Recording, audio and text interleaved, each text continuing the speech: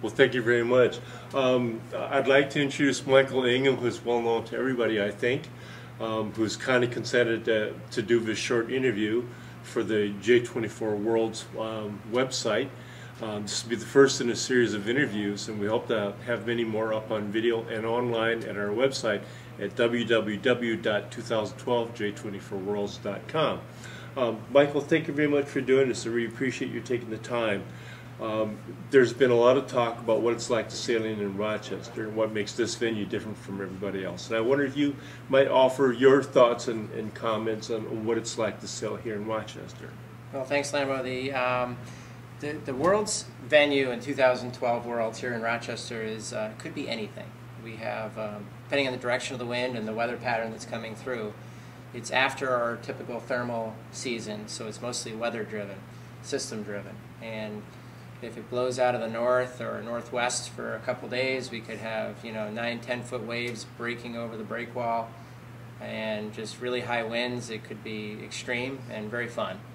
If it blows out of the west, which is a pretty typical direction that time of year, it could be a real nice day. It could be a little flat, depending on how far left it is, because it comes off ashore.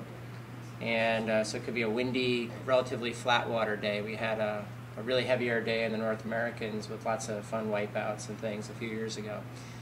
And then if it comes out of the south, it comes down from the city, which is maybe 400 feet up, maybe 8 miles inland, and it can be quite shifty and very flat water, and just so very, very different types of sailing conditions. Or it could be very light wind that time of year. And on top of that, it could be hot or cold. There's a lot of different, you sort of have to be prepared for anything coming to the Worlds here in Rochester. Yes. There is a well-known phrase that goes, in Rochester, it's Leftchester, and you always go left. And I would ask you for your comments on that.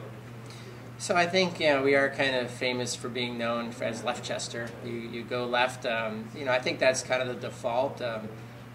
Like everything else, though, there's so many exceptions, and I'm not sure I always know what they are. I'm not sure there's always a pattern. Sometimes you go left, it works, and then all of a sudden the right comes in hard. So I think it's a rule of thumb if in doubt, but I think in general you still have to be a heads-up sailor to sail here. It's not like if I go to Southern California, you have to go right, and you really do. Okay? Every time the right wins, a little more pressure along shore, and it's not that extreme here. Right. Well, Mike, I'm going to shift topics just a little bit here and just talk to you about our beloved J24 class. As you know, this will be the first open Worlds in 38 years of the class's history. What got you into racing J24s? I know that you compete successfully in thistles and among other classes, multi-hulls. What was it that brought you to a J24 class, and why, of all classes, are you still racing J24s after all these years? I think a couple things come into everybody's decision on what to race. I think, for me, I was living in Rochester, and I wanted to do a little bit bigger, more international type program that I could get with the thistle. I was doing a lot of thistle, and I had some friends that owned a J24 and sailed locally. And I think that's a really important part of anybody sailing, is to sail locally. But for me, I needed more than that. I needed to have a class that was internationally really well known. And the J24 really fit that bill perfectly.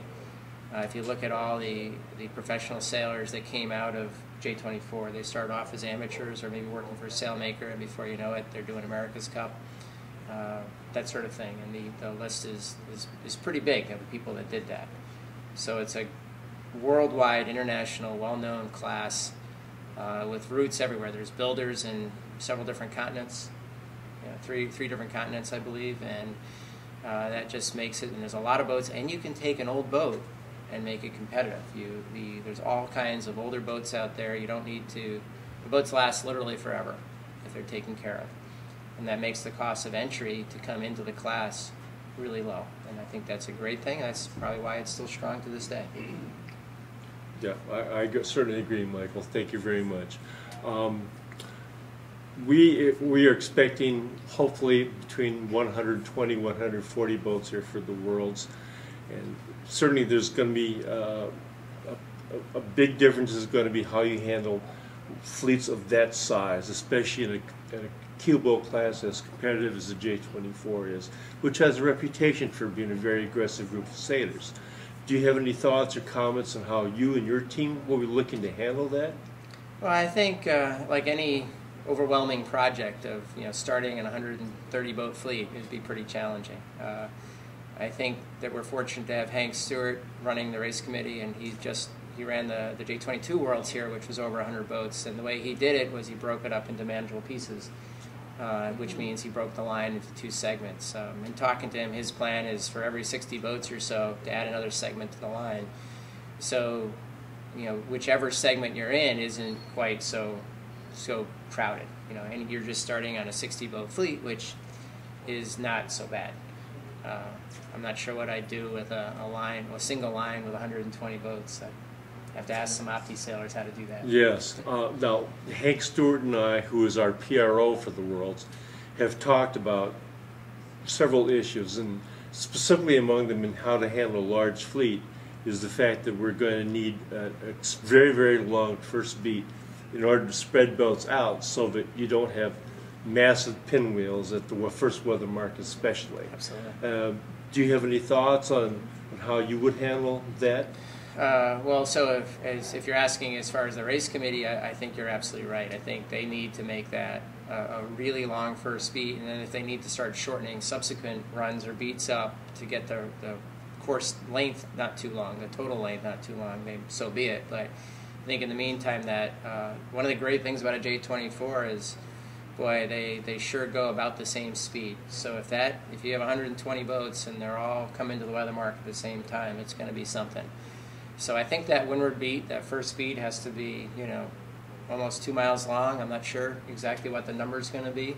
We're thinking about 2.25, 2.5 mile long beats. Yeah, to start. I think that's necessary. Otherwise, anything short of that, we just did the Worlds in Buenos Aires, and it was a 1.2 mile beat or something, and the fleet was 50 some boats, I think, 60 some boats, and boy, that was crowded. If you weren't in that top 6 or 7, the difference between 8th and 28th was a matter of a boat length or 2. So we definitely need to spread that out. As far as me managing that, boy, it's sort of uncharted territory. It's kind of exciting to think about how that's all going to play out.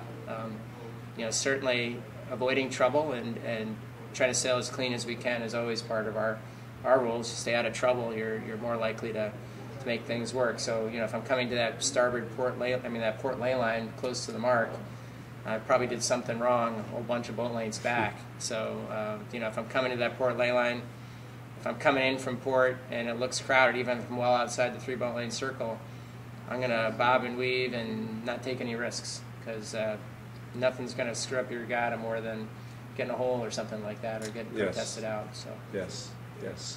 Well, Michael, thank you very much for your comments. I really appreciate your taking the time to sit down with me for this interview. And for those of you out there who are watching, now's the time to sharpen up your game and get ready for the Worlds. We hope to see you here this coming September. We'll continue this on in our ongoing series of interviews, and we hope to interview Mike again at some point in time. Michael, thank you very much, buddy. Thank you, Lambo. Thank you. Bye.